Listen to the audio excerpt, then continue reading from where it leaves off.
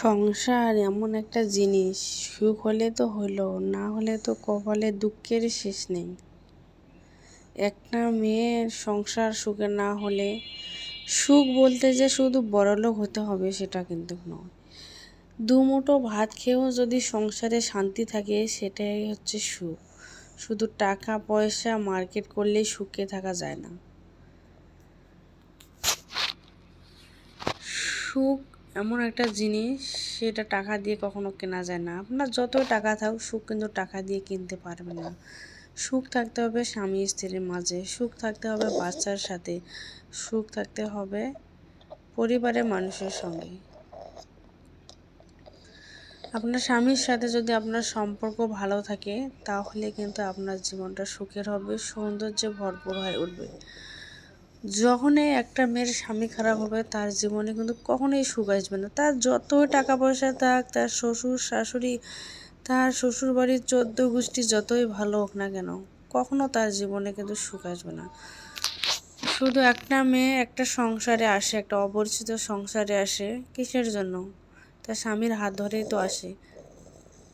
সে স্বামীটা যদি ভালো না হয়, তাহলে কি তার জীবনে কখনো সুখ আসবে? কখনোই সুখ হতে পারবে না।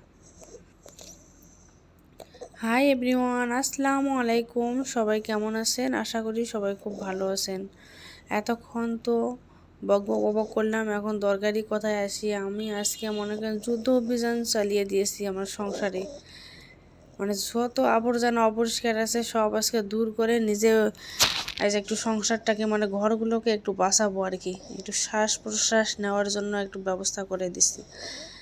এগুলো এই র্যাকগুলো যে এত পরিমাণে ময়লা হয়েছে, কয়েকদিন পর পর এগুলো পরিষ্কার করতে হয়, নাহলে এত পরিমাণে ময়লা হয়।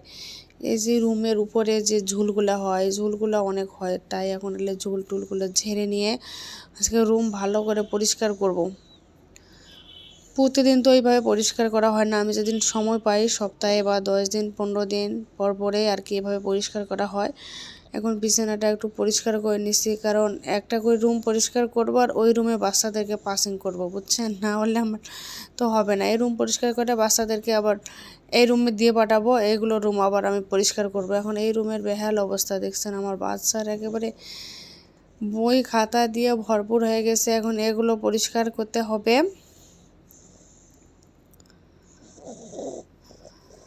এই জন্য তো বললাম, সংসার শুধু টাকা পয়সা দিয়ে হয় না। সংসারে সুখ শান্তি থাকতে হলে হাজব্যান্ড ওয়াইফের মধ্যে ভালোবাসা থাকতে হবে। এটা হলো প্রকৃত সুখ।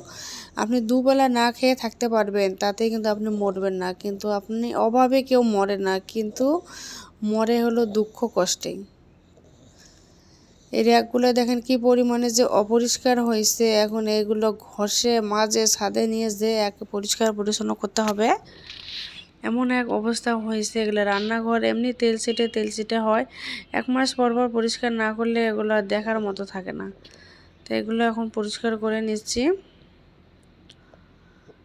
এখন পরিষ্কার করে নিয়ে ছাদে শুকায় একবার নিয়ে আসছি। এখন সব কাপড় চোপড়গুলো গোছায় রাখবো, যে যেখানে ছিল ওখানে ওর অবস্থান ওকে বুঝাই দিব।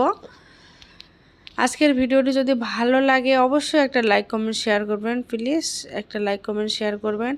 রান্নাঘরে তো অবস্থা দেখেন, সব কিছু একে রেখে আর ওগুলো পরিষ্কার করছি। এখন আগে ফ্যান একটা লাগাই নিলাম আর কি, ফ্যানে প্রচণ্ড গরম। এখন এগুলো সব আস্তে আস্তে করে গোছগাছ করে নেব। এটা মেয়েদের জন্য এমন একটি ঘর, যে ঘরে কোনো টাকা পয়সা কিছু মেয়েরা পায় না। বিনা পয়সায় সব কাজ করে থাকে সারাক্ষণ, দিন থেকে সকাল থেকে একে সন্ধ্যা রাত পর্যন্ত। আজকে এ পর্যন্ত। সকলে ভালো থাকবেন, সুস্থ থাকেন। আবার দেখা হবে পরবর্তী নতুন কোনো ভিডিও নিয়ে। ততক্ষণ পর্যন্ত সকলে ভালো থাকেন। আল্লাহ হাফেজ, টাটা, বাই বাই।